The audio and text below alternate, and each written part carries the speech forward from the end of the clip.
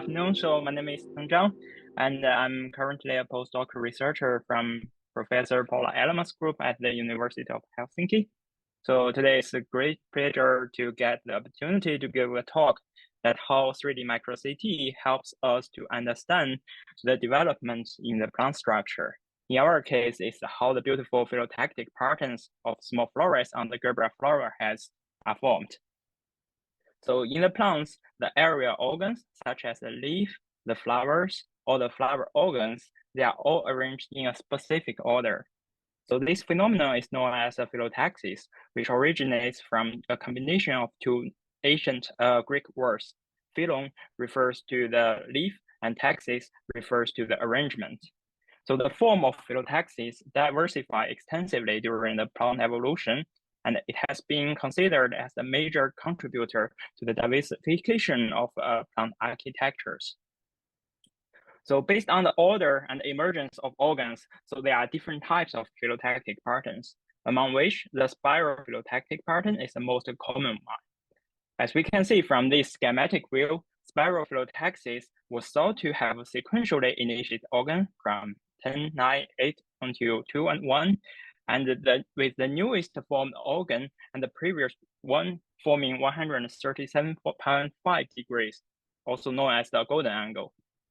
And it has also another major character is that if we align each of the initiated organ, we could see the left and the right turning spirals, also called the contact pair stages. So their numbers also follow consecutive numbers in the Fibonacci sequence, 3 and 5 in this case. So mathematically, Fibonacci numbers refers to a sum of the two previous two numbers, with the first two being starting with 0 and 1. It can also be explained as a natural growing rabbit population, with each iteration, a baby rabbit pair growing into an adult one gave birth to a new baby pair, and such iterations repeats again and again in the next generation, and the number of the total pairs increase following the Fibonacci numbers. And then in the plants, so people has been mostly studied this spiral phyllotactic, and then the spiral phyllotactic is well established in the Arabidopsis shoot apical meristem. So it's known that the phytoform on auxin plays the key role in positioning the new organs. So the auxin express carrier P1 polarized in the epidermis in the shoot apical meristem, which led to the local auxin maximum where new organ arise. So such patterning has also a time component. So it has a rhythm that has been recently resolved by more refined live imaging in the Arabidopsis shoot inflorescence meristem. But it's worth noting that there is a limitation to the Arabidopsis system, is that it has a relatively small size and also remain relatively constant in size during the development. However, in nature, there are other iconic examples, such as the flower head we see in this picture. So what makes a difference is that if we see the individual floras, they are having much higher order of the Fibonacci numbers. So quoting a review from Professor Chris Kuhlmeier, that actually we don't know exactly what's happening during the early development of flower head, and that we are extremely lacking the knowledge of it. So in our lab, we are using the ornamental plants called the Gerbera hybrida as our model system. As we can see from this picture, it shows a mature flower head of Gerbera. It consists of 80 to 90 leaf-like involucral bracts at the base, and also around more than 600 individual florets, and they are tightly packed on the single structure called receptacle. And as we can see from the top view, so it has a really beautiful higher order phyllotactic consisting 34 and 55 spirals in it. So what makes this Gerbera very interesting to study is due to its very special plant architecture. So if we look, each of the flower head is supported by a really long naked inflorescence stem. But how they develop, they are developing through a rosette structure that under the soil. It means that all the patterning process to form a flower head are happening down below the soil and fully covered by the trichome hairs. And as we can see from the picture, so like what you are studying is basically hidden within all these hairy structures. So our research basically starting from 2016 is quite early, that during the time that the plant microcity just came into our mind, and then we didn't have a faintest idea how to dissect the sample.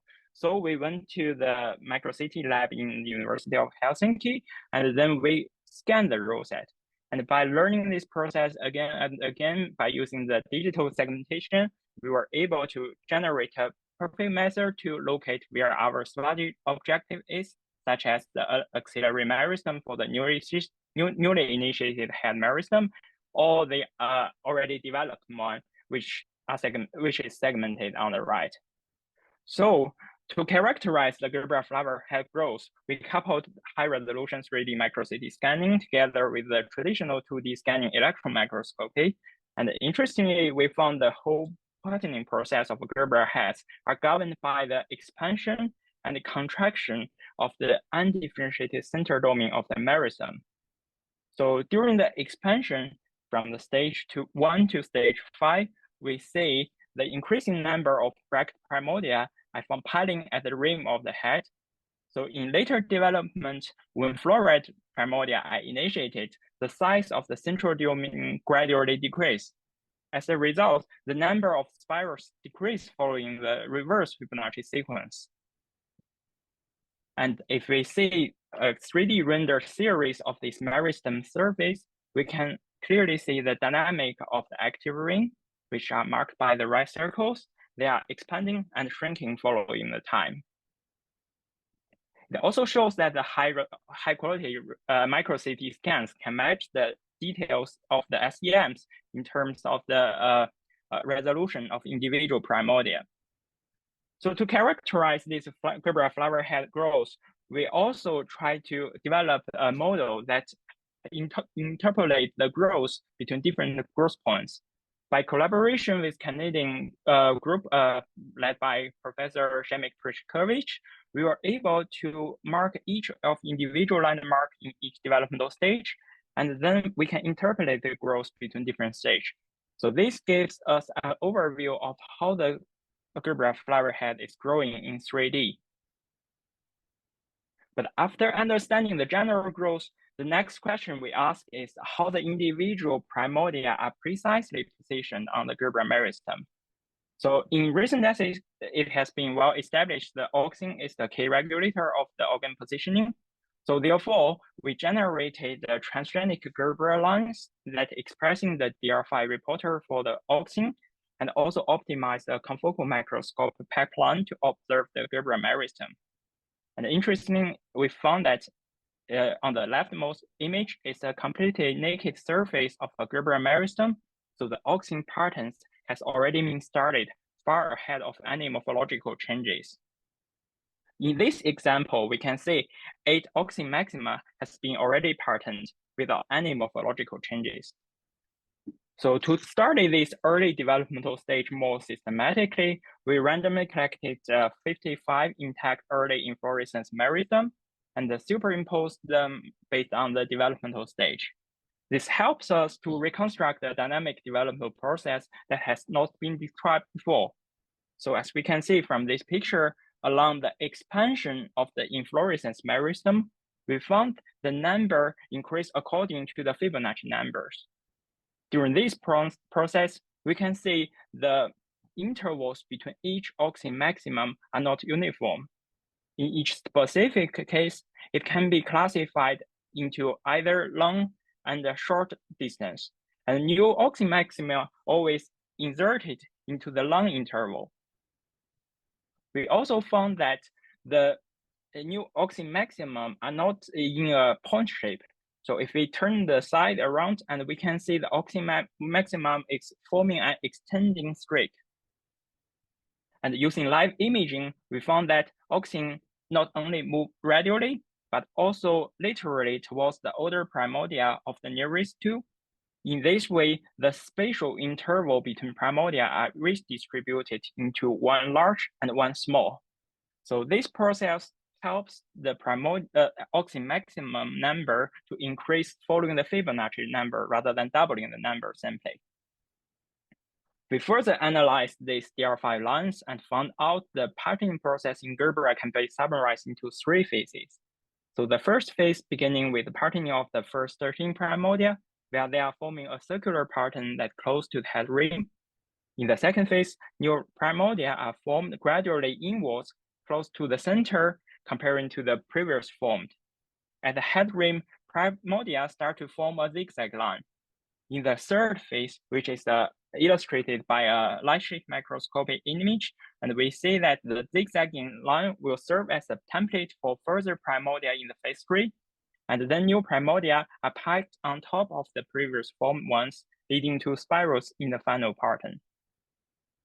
In the end, we started to incorporate the experimental data into computational modeling, where we built 3D models step by step, starting with the 3D growth model of the receptacle. So the primordium information was then added, as shown in the middle of the animation. And then later on, we tried to incorporate the 3D shape information into the head meristem, and this led us to end up with a realistic model that fully recapitulates the growth of a real Gerbera flower head.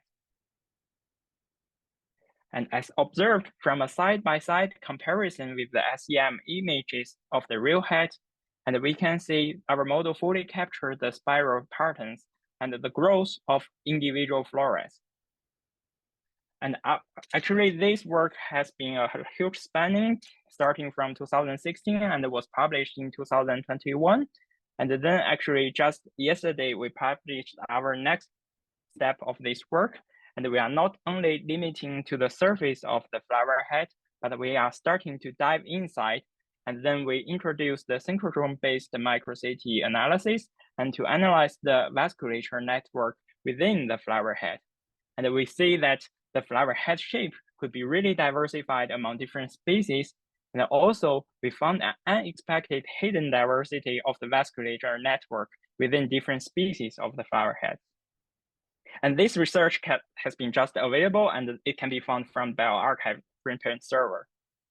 So as I see from this, as a user of this bioimaging from the University of Helsinki, so my project has an active cooperation between different units. So I want to thank a lot of Dr. Heikki Suhonen for the X-ray micro-CTs we began with, and also the excellent technical support from the light microscopy unit and the electron microscopy unit for different types of the microscope.